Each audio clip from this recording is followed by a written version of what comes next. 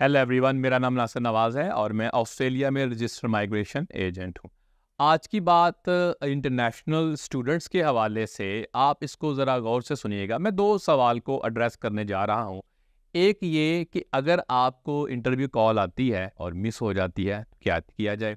उसके अलावा एक बहुत बड़ा इशू जो है वो आ रहा है इंटरनेशनल स्टूडेंट्स को, वो ये कि एक तो ऑफ़र्स वगैरह लेट आ रहे हैं, दूसरा वीज़ा अप्लाई किया हुआ है और यूनिवर्सिटी ने ये कह दिया कि भाई सीओई आपकी हम कैंसिल करने वाले हैं, कुछ लोगों की हो भी गई।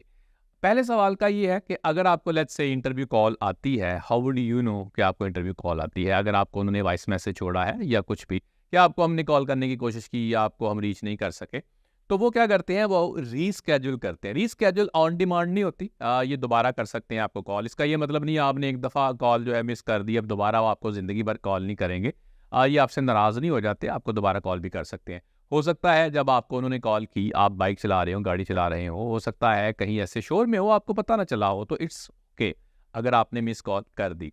तो आपने अगर अटेंड करके और इन बिटवीन इंटरव्यू के कॉल ड्रॉप कर दी या कुछ हुआ, तो that could raise the flags. यानी कि आप अगर इंटरव्यू ठीक नहीं हुआ, वो कहेगा भाई इसका इंटरव्यू ठीक नहीं हुआ, तो अपने रिमार्क्स केस ऑफिसर अपने हिसाब से ही लिखेगा। तो कॉल को मिस करना कोई मसला नहीं है।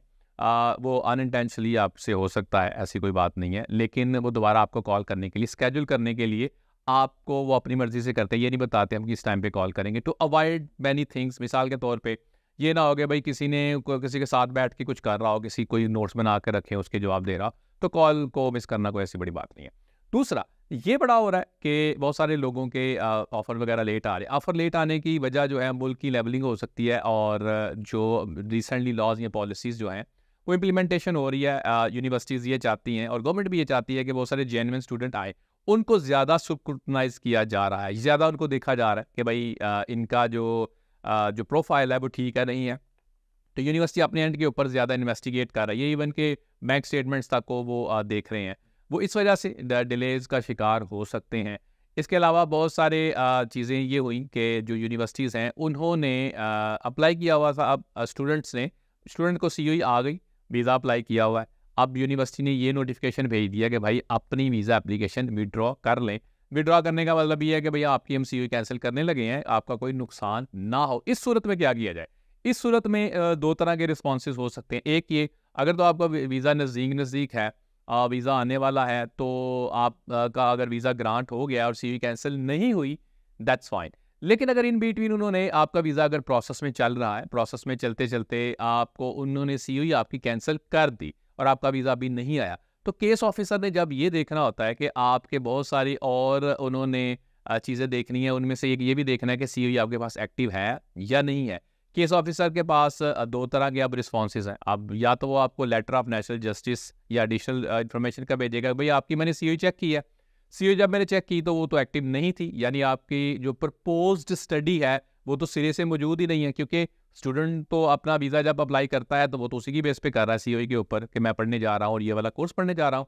दूसरा रिस्पॉन्स ये हो सकता है कि केस ऑफिसर ऑब्वियसली इसको रिफ्यूज़ भी कर सकता है, लेकिन आमतौर पर एक सॉफ्ट अप्रोच ली जाती है। सॉफ्ट अप्रोच का मतलब ये है कि अगर सीओई कैंसिल हो गई तो क्यों हुई, तो वो दोबारा आपसे सीओई मांग लेते हैं। लेकिन अगेन सॉफ्ट अप्रोच का मतलब ये नहीं है कि वो रिफ्यूज़ नहीं कर सकते। अब केस ऑफिसर अपनी चीज़ों को खत्म करने के लिए फाइल को कंक्लूड करने के लिए कुछ भी कर सकता है। यानी अगर आप ऑफशोर हैं, आपको तो वैसे अपील राइट नहीं मिलता। अब जब अपील राइट नहीं मिलता तो उसके लिए ज़्यादा आसानी है, तो भाई अपनी चीज़ों को अपडेटेड रखें। अगर यूनिवर्सिटी ने कह दिया कि आप अपने केस को विड्रॉ कर लें, तो बेहतर ये है कि आप अल्टरनेट सोल्यूशन की तरफ जाएँ। बेहतर ये है कि एक तो अल्टरनेट सॉल्यूशन कहीं और से सीवी लेके सेम कोर्स वगैरह की भी वो आप अपलोड कर सकते हैं, लेकिन आपने तो सारी जीटी सारा केस उसके ऊपर बिल्ड किया हुआ है, तो आप इसको विड्रॉ करके आप दोबारा से अपने केस को परसू कर सकते हैं। लेकिन क्या इस सूरत में आपको रिफंड होगा? विड्रॉल की सूरत में रिफंड नहीं होता। यानी कि आपने जो फीस पे की हुई है और डिपार्टमेंट से आपने एप्लीकेशन को विड्रॉ कर लिया, तो इसके ऊपर रिफंड नहीं होगा। रिफंड सिर्फ एक सूरत में होता है आमतौर पे, जो कि इनवैलिड अगर एप्लीकेशन हो के आए, यानी वो सीरियसली कंसीडर हुई ही नहीं। लेकिन अगर एक्नॉलेजमेंट हो गई और उसके ऊपर काम शुरू हो गया, रिफ्यूज़ल आया, ग्रांट आया, या कुछ इन दोनों सूरतों में आपको रिफंड नहीं होता, या आपने विड्रॉल किया, तो तब भी रिफंड डिपार्टमेंट आपको करने का लायबल नहीं है, आप इंटाइटल नहीं है आपको रिफंड किया जाए।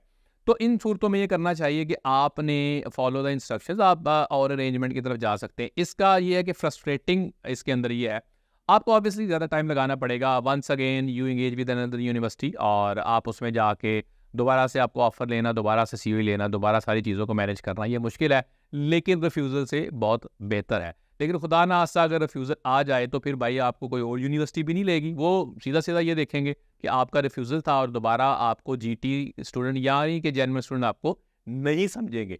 तो इन दोनों सूरतों में आपको क्या रिस्पॉन्स करना चाहिए, it's up to you now. मैंने कोशिश ये की है कि जनरली इसके ऊपर मैं एक इन्फॉर्मेशन आपसे शेयर कर दूं कि आप कर क्या सकते हैं।